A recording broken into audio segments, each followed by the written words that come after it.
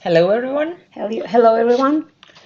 We are Ellen and Aida, and we are from the Language Center at the Estonian Academy of Security Sciences, Estonia. And we are here today to talk about the research on CLIL Experience through the Prism of Student Feedback. Our presentation is a part of a series of papers about CLIL implementation in the Estonian Academy of Security Sciences, presented by our colleagues at these conferences on innovation in language learning during the last 10 years. Here is a list of papers and topics we have studied about CLIL. So, a few words about specifics of our Academy language learning system. We educate officers for the police, prison, rescue, tax and customs institutions on the level of both higher and vocational education. Professional requirements are largely set by the state agencies, for example, Police and Border Guard boards, Rescue Board, etc., and Estonian Qualifications Authority, and are in compliance with the qualification standard.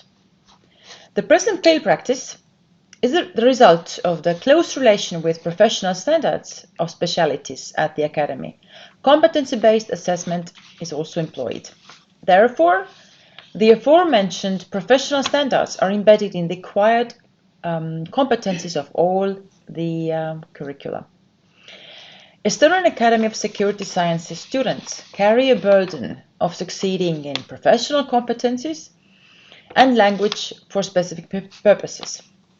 It's worth mentioning that for Estonian context, such a bold experiment for CLIL in the academic environment meets both students' gratitude and also frustration.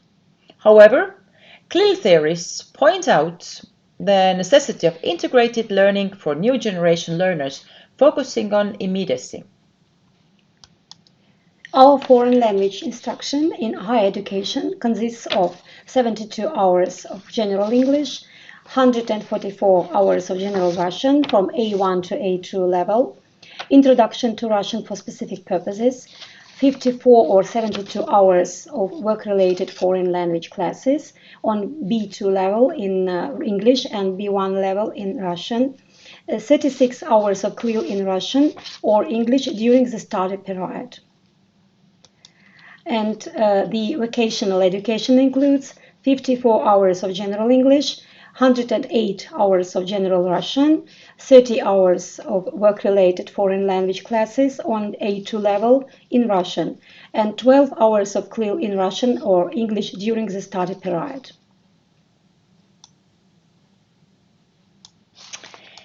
Content and language integrated learning was implemented at the Estonian Academy of Security Sciences in 2012. The aim was to raise the quality and effectiveness of students' language acquisition, and CLIL seemed to be the most relevant educational approach to achieve the goals of both subject and language proficiency. At the same time, without any extra hours, but teaching content and language simultaneously. CLIL also serves the purpose of closely linking language learning and the professional skills of the future public servants in the field of internal security.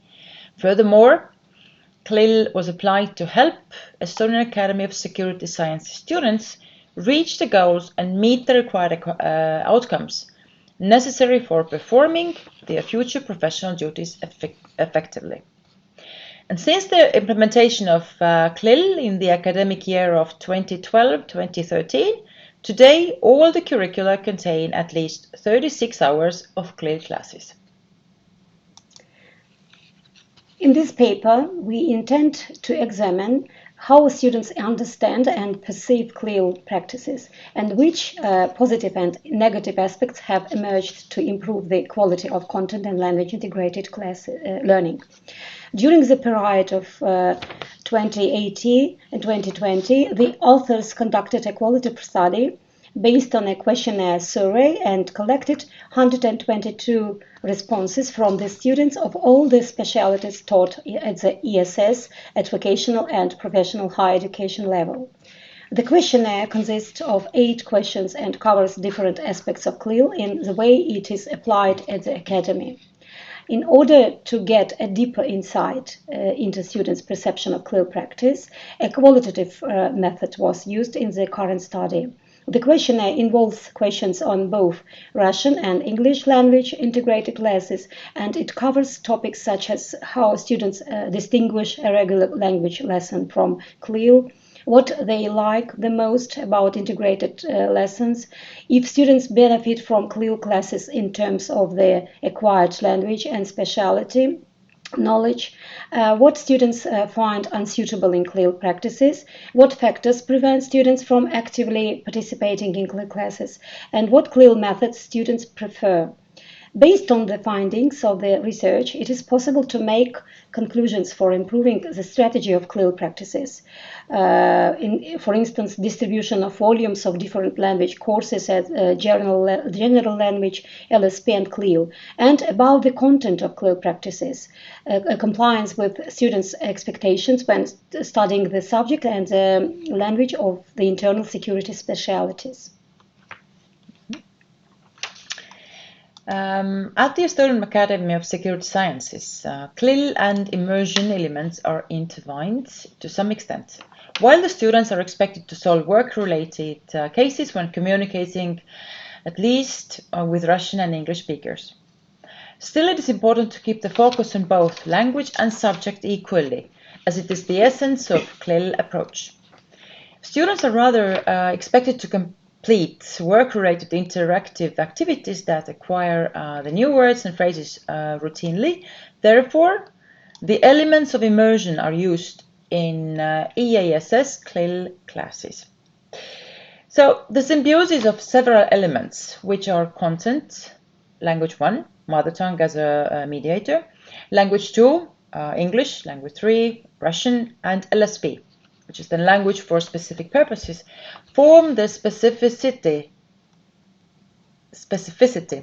and complexity of CLIL practice at the Estonian Academy of Security Sciences. CLIL classes can be constructed in a bilingual English and Russian or English, and even trilingual Estonian, Russian, and English format. Thus, more time is spared for professional subjects, since the basis of the curriculum is the volume of special subjects, and language teaching is in constant close connection with the content. Simultaneously, the four essential elements when preparing CLIL classes, cognition, culture, content, and communication, have to be under consideration. The study reveals the following general characteristics, which can be presented through the next categories. The first one is estimation of CLIL as an approach in general through comparison with regular language and subject classes.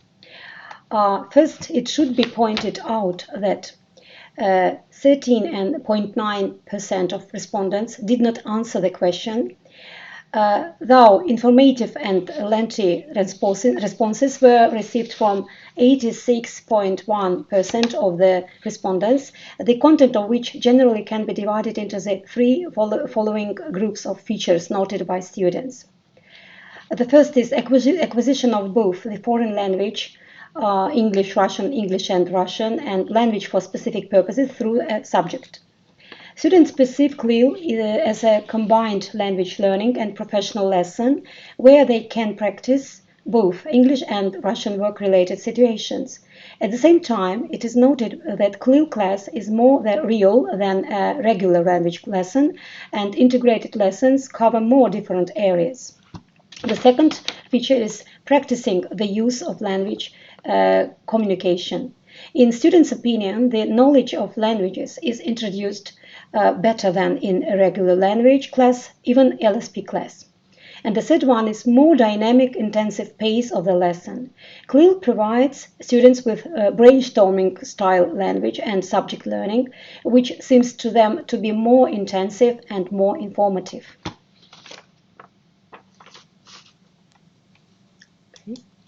So the second category is estimation of the positive and negative aspects of CLIL.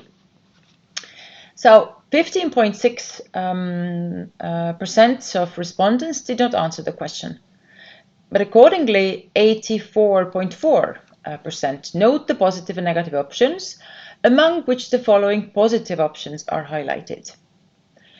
Positive trends are involvement of all students in the process of solving cases, then broad vocabulary, opportunity for communication, feedback, a lot of feedback, immediate feedback, motivating feedback, as well as lots of freedom to solve tasks. Regarding the negative trends noted by the respondents, we can say differences in foreign language proficiency among students in the group was mentioned. Too high professional language, that is LSP level, and the lack of initial knowledge for going straight to learning professional words and formal speech. Also lack of CLIL hours. Too large groups of students in the classroom, so not all cadets were able to participate actively in classes, as well as tense atmosphere and inappropriate subjects for teaching it in a foreign language because it won't be useful in the future.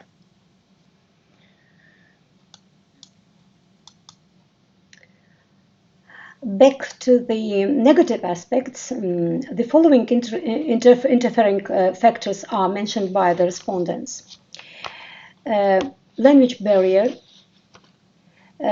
or fear of speaking of foreign language, different levels of Russian and English proficiency among students in the partial group, weak of deficient language skills or vocabulary deficiency, lack of interest and motivation, laziness, fatigue, fear of others' opinions, and other problems related to the students' own attitudes, and uncomfortable classrooms, adverse weather conditions, and other external problems. So, but despite the negative factors, 90.2% of the students still consider CLIL classes beneficial.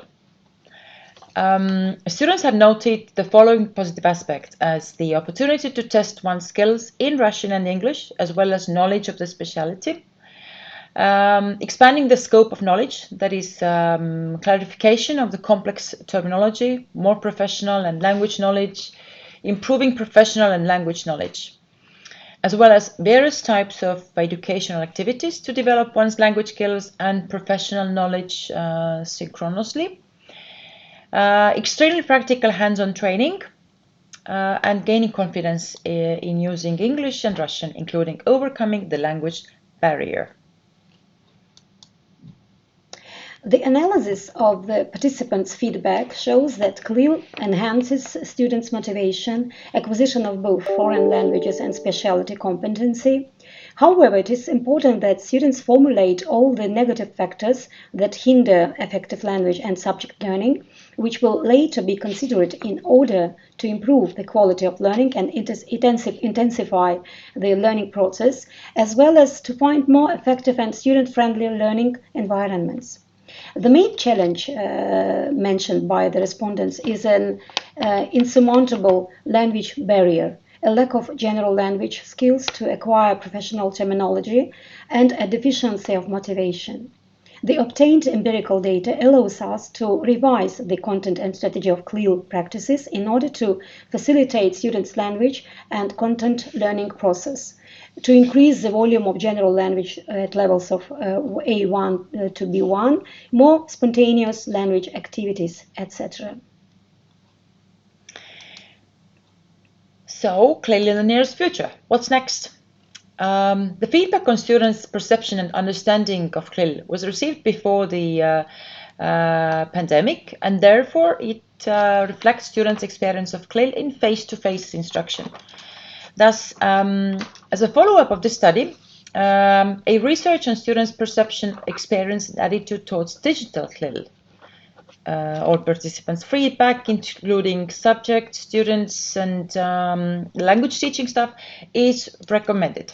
Namely, it would be advisable to study how CLIL has adapted to the change due to the pandemic and how CLIL has adjusted itself to new ways of contact learning, that is, blended learning, flexible learning, or online environment. It would be rather complicated to create an online authentic learning environment that is a corresponding work-related situation, for example, for instance, proceeding border crossing cases or carrying out procedures in cases of traffic offences, and enable every student to practice online. Perhaps in the future, online CLIL appears, or is it already here?